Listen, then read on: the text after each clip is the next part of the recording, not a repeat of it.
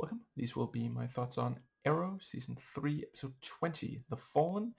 The episode is rated TV-14, so this video there will be spoilers for the Arrowverse leading up to and including the episode, and another episode that I absolutely loved. So, we are real quick gonna do YouTube video recommendation. Let's see.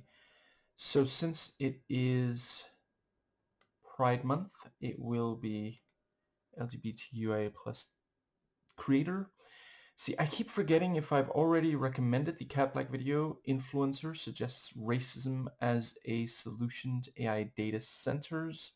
So just in case, in addition to that, I will also recommend the ICYMI and Princess Week's video, Leak Culture is Tearing Fandoms Apart. And I'm going to start with the deleted scenes. So basically, cut for time. I mean, the episode is already, it ran so long that they didn't have time for, let's see, yeah, they were neither previously on nor the intro sequence where he says, after 5 years.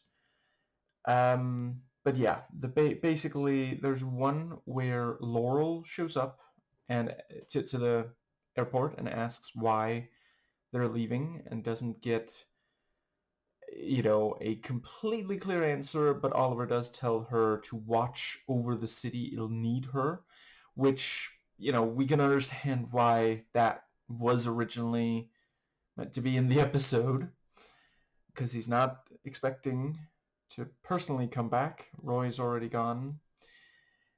And let's see, there's one where we see Malcolm basically, essentially, yeah, like processing with unconscious Thea before the Lazarus pitting, and he says, that he says something about her going to like a better place, to be with Rebecca and her mother and Tommy.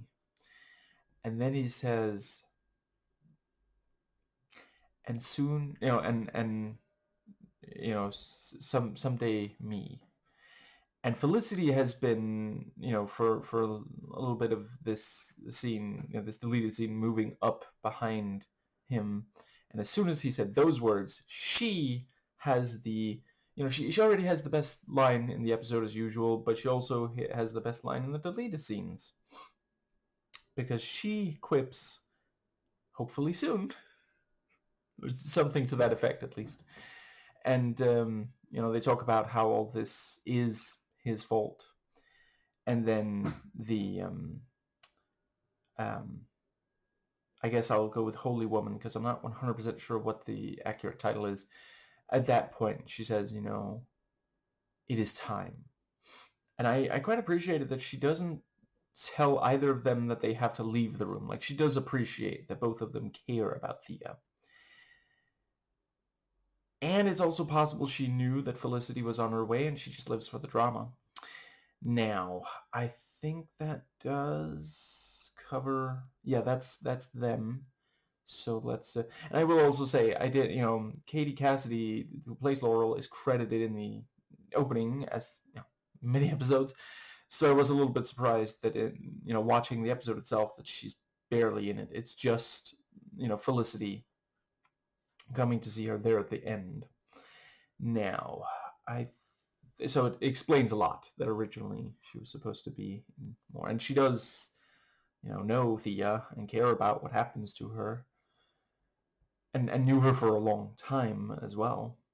Yeah, so the that brings us to the episode itself. Gonna try to keep it mostly chronological. So the first thing is that she's trying to get her phone, And based on this show, I'm thinking she's trying to call an ambulance.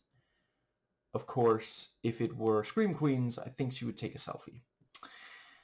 I miss that show. I guess we're not gonna get a third season at this point, but I'd watch it anyway. And it will not be the last Ryan Murphy thing I watch. I'm not making excuses for him, and I'm almost definitely not gonna watch any of his true crime based on what I've heard from people I trust. Anyway, but yeah, Oliver does show up, almost immediately. He gets the phone, and then he calls an ambulance. And after chuckling at his dad joke, he then uses the phone to ask them to send an ambulance. And I will say I was hoping that the episode would, I've had a couple of days now to think about what might happen after the Thea stabbing that concluded the episode before it. And I was thinking, Lazarus Pits, but then Oliver would have to join. And yeah, I'm really looking forward to see that play out. Yeah, it's they've been building towards it for some of the season and come close at least once before. So it's yeah. And of course, I mean, that's the thing. Ra's al Ghul has been doing this for quite some time now. He knew where to stab her that wouldn't... Or, well, let's see. Yeah, no, wait. The Lazarus Pits can also bring back the dead at least sometimes. So I guess even if he hadn't stabbed in that very specific place, it is possible that, yeah. Anyway, the fact that he leaves her there for Oliver to find means that he wants Oliver to think of, and it's not like he's trying to hide that it was, Oliver thinks it was Maceo who carried it out, but it was clearly someone from the League. And, yeah, so we get yet another ER style scene. I have to admit, years ago, I would not have expected so much ER in recent, TV-14 and above rated comic book media. I mean, I'm here for it. It has this kind of grounding effect that makes it hit even harder when they do really comic booky stuff. And yeah, they are barely able to save her life at all. And, the doctor is like, well, I'm not sure, I think it might be best to consider other options, which I have to admit, I don't know. I mean, it's difficult, but if I'm being brutally honest, examining options is usually the first thing I do when I install a new video game. Now, seriously though, it was genuinely really emotionally engaging. I was not sure if they were really gonna go through with it and if she would be okay. Like, at first she doesn't even recognize Oliver. And then, she does just in time to lose him, it seems. But I don't know if it'll last, and I don't know yeah. Anyway, let's see. Yeah, so we have so Felicity and Dig go to the hospital. And at first, Oliver's not even telling them if she's still alive.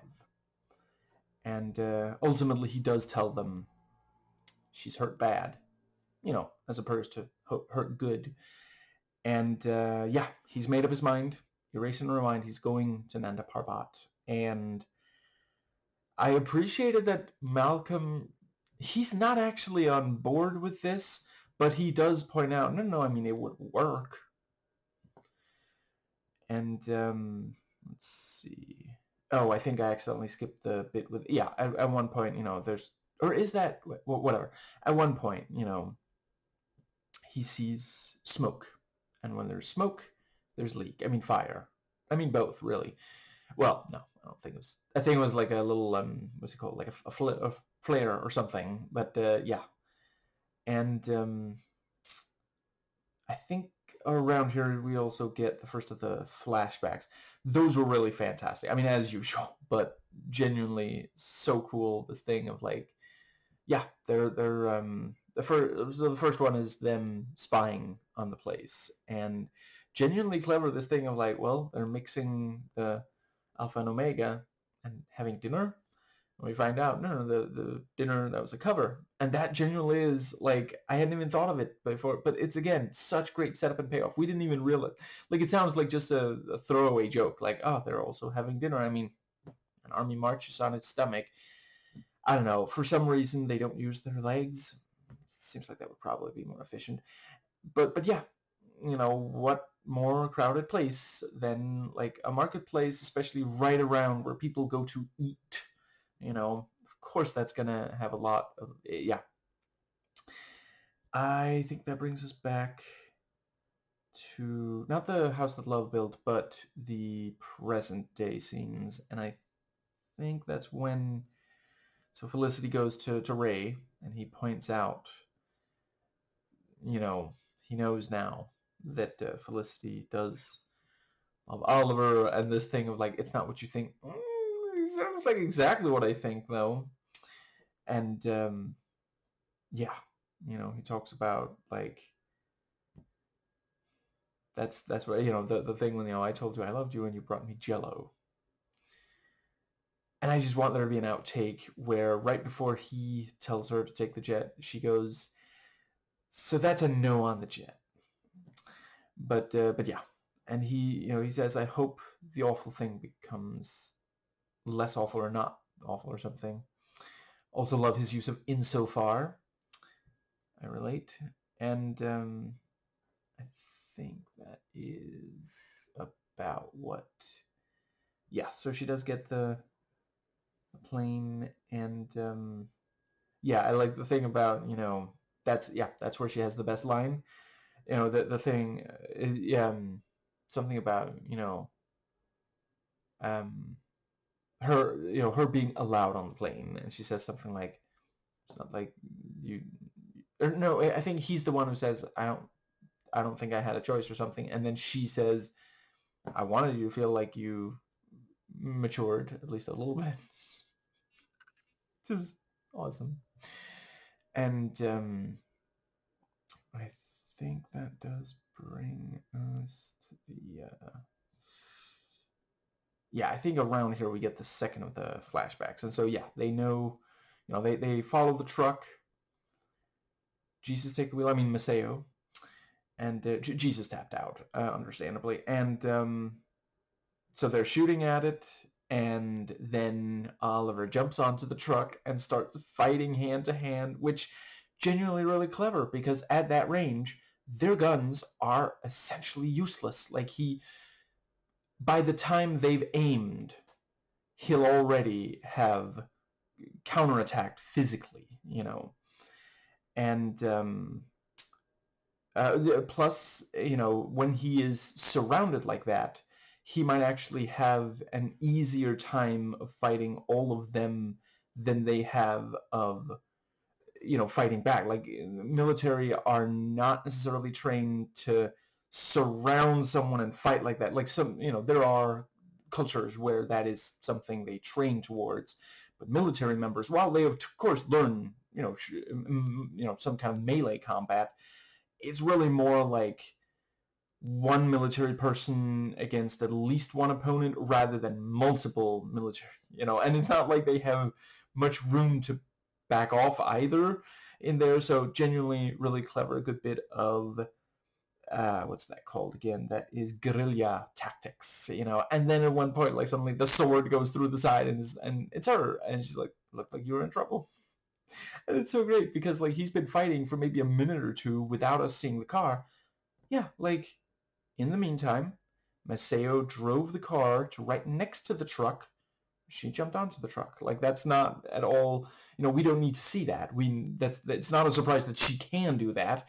We just didn't know she was in the middle of doing that. And I will never turn down seeing Wheel of Fukushima wield the sword. I know I don't need to keep saying it, but I'm genuinely so here for it. And I think that is when we have the so they arrive at Nanda Parbat, and what a welcoming committee. And they go into the fortress, and I think that is when, let's see, so Dig confronts Maseo and points out, call yourself whatever you want.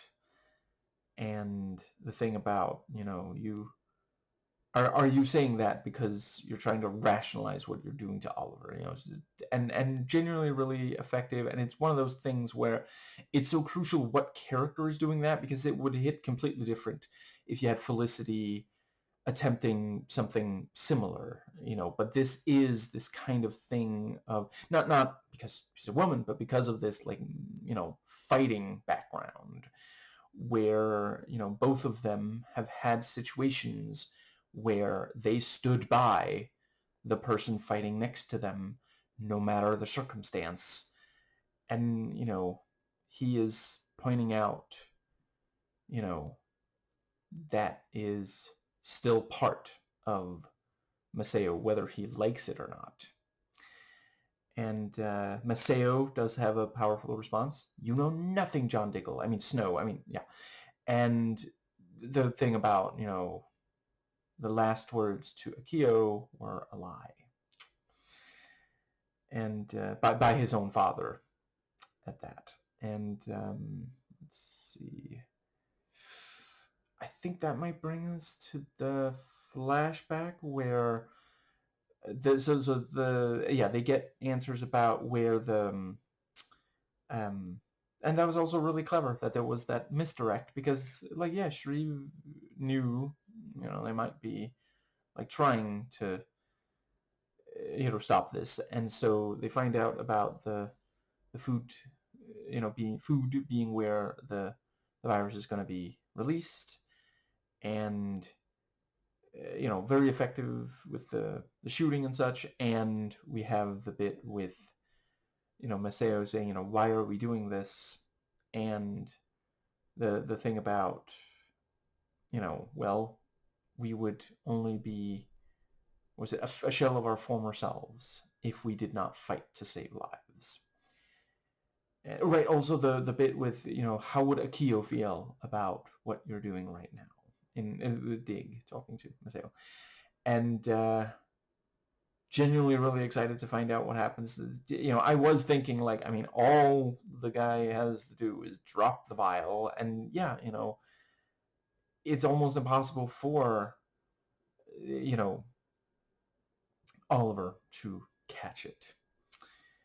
I think that does bring us to the, so yeah, that covers all the flashbacks. So yeah, back in the present day, the I feel like the very next thing is, oh, right, we have Malcolm saying that he thinks this is, oh, bad idea, and they do end up lowering not just themselves to participate, but also Thea into the liquid. Really, really cool when she leaps out, snarls, and attacks Oliver. And, not very long after, she says, she doesn't know him. Ollie's dead. My first thought was, oh, she remembers what he did to her favorite dolly when she was 6, doesn't she? But, yeah, once again, really, really powerful. And yeah, this thing of, like, yeah, he brought her back, but at what cost? I mean, she does, by the end of the episode, she seems like she is remembering herself more, and remembering how things are more, but she's around Malcolm. Ollie is not there. Roy is gone. Like it's a lot to lose. And I think that is when we have, yeah, so Felicity confronts Raish. And I love, again, this is such great character writing. A lesser show would have had Raish be like, how dare you speak to me like that, insolent child. But like, he's like, if I need another heir, come see me. Like, because like, he's impressed, like, because she knows what he could end her with barely have to lift a finger.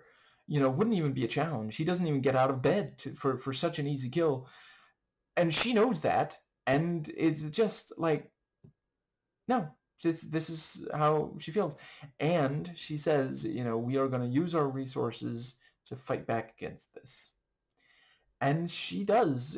She uses her, you know, own personal greatest resource, her mind, and yeah. So we have the as Ray had guessed, they do end up, together, which as goodbyes is not exactly low on the list.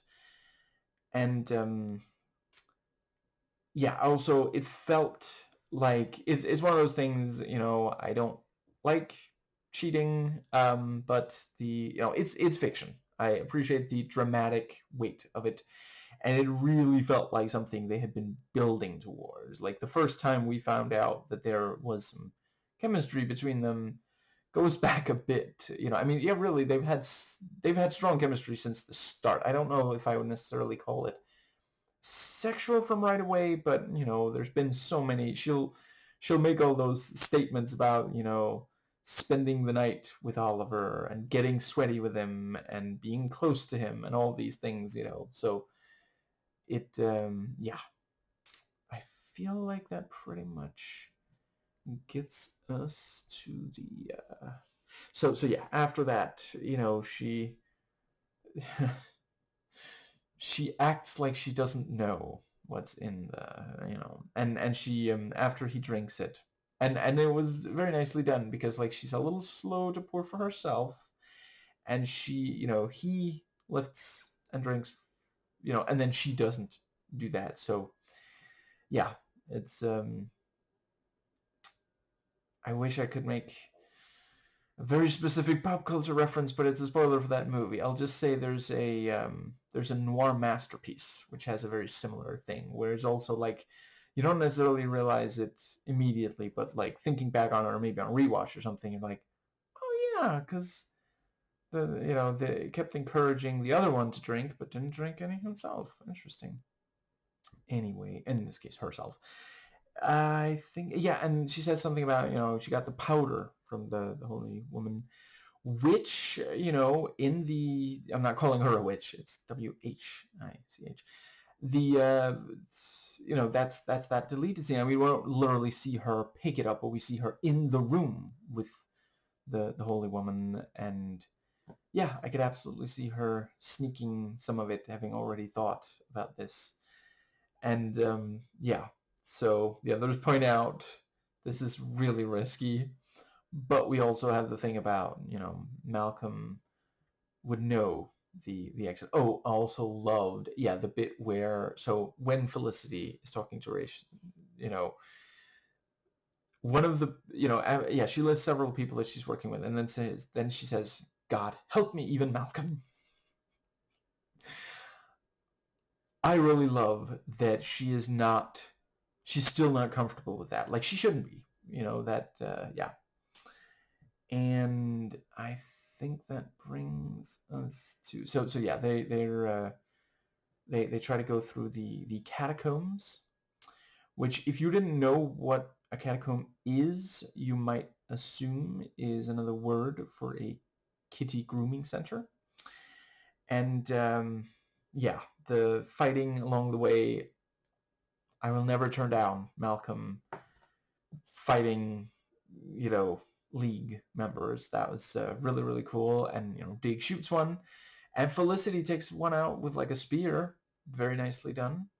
And it also felt like, they are, thinking of, oh, well, what could she logically do? Like, she's in shape, but she doesn't, like, have fight training, but the spear is longer than that person's sword, even though the sword is more powerful than the pen.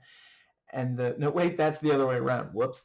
And there you go. He should have come with a pen. And it worked for. Is that a spoiler? There's a spy for whom a pen worked. Anyway, yeah, and so they get to an area with multiple, and then Sarab, sure, or I guess no, in that moment he is indeed being Maseo, takes some out and points out about, which is, it's a little funny because no one who can hear him there knows, where did he get the thing about just being a shell of his former self. I'm pretty sure Dig didn't say that. That's something that, like, I think Oliver may have heard in one of these flashbacks, and it was, his wife who said it. But yeah, anyway, the let's see. So yeah, they let's see. The other thing was that the let's see. Yeah, so once they are in the catacombs, they are surrounded. Not like that absolutely horrid show on Jubilee, thankfully. And yeah, really great way to the way that it is de-escalated. You know what? I'm just very briefly going to note that if this episode, at least one Deus Ex game, and at least one version of The Hunchback of Notre Dame are to be believed, Catacombs seem much more excitement than I would have previously anticipated. And it is genuinely a really cool setting for scenes like these. Now, yeah, Oliver comes to, and using his authority has them stand down. Genuinely really clever, because, like, at this point there's just no way they'd be able to fight past all of them. And it's one of those cases where, again, this could easily feel like, well, what did we accomplish then? Well, it shows that even given this, because, like, the thing is, at this point, once Oliver is awake there, I don't think it would have been impossible. And there's earlier episodes where he would have at least tried for them to fight their way out. Like, maybe they wouldn't make it, but at least, attempt it. But no, he really, at this point, his mind is made up. He is going to join. And that is really compelling. Yeah, so let's see. The other thing was that, what was the... And it also shows that ultimately, Felicity is willing to enact this kind of plan, and the others, I appreciate she knew that if she tried to discuss this with the others, they would prevent her. They're, at the end of the day, she wouldn't be able to carry it out if they were watching her every move. But she knew that they would be compelled to help once it is, yeah. And they made an effort. But it's, it's one of those things, like, I believe I've talked about in earlier episodes, for if we're talking about, for example, addiction, you cannot help someone who has not yet decided that they want help. Now, I'm not saying it's easy. I don't judge people who have yet to make the decision to ask for help, including ones who ultimately never do. I completely understand. But this is what we're, it's not literally the exact same, but we're seeing that under a number of circumstances, you cannot help someone who does not want it. And we also do understand him because, like, yeah, he, when he goes back to Raish, he specifically says, no one that I love will be harmed by the League. That was the agreement, and he knows this is just going to keep happening if he does not join. And right now I have no idea if there's going to be a while. I know of at least one show where there was a while where the protagonist was an antagonist, and I absolutely cannot say which it is because it would be a spoiler for that show. But yeah, genuinely, it's a really effective way to communicate a lot about these characters, and also the fact that Sarab did Maseo up again briefly, and agrees to take the punishment, but is his loyalty is accepted. And yeah, love the montage that of him being, yeah, the various things to ready him to be. And yeah, say he is no longer Olive Cream, but he is the Arrow. And yeah, it's I can genuinely hardly wait to see. These episodes are so good at like telling a compelling story in an episode, but also ending in a way where I'm like, well, I have to watch the next one now. And I think that is... I feel like there's one more thing I really wanted to make sure to say. Let's see. So yeah, also appreciate the emotion of the scene with Felicity telling Laurel. And I think that does pretty much cover everything.